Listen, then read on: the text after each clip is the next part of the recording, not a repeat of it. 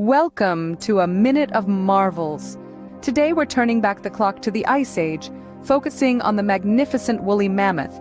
These giants, cousins of today's elephants, roamed the earth over 4,000 years ago. Imagine something as tall as an average giraffe, but with long, curved tusks that could reach up to 16 feet. But did you know? Their fur was up to 3 feet long, perfect insulation against the harsh Ice Age winters.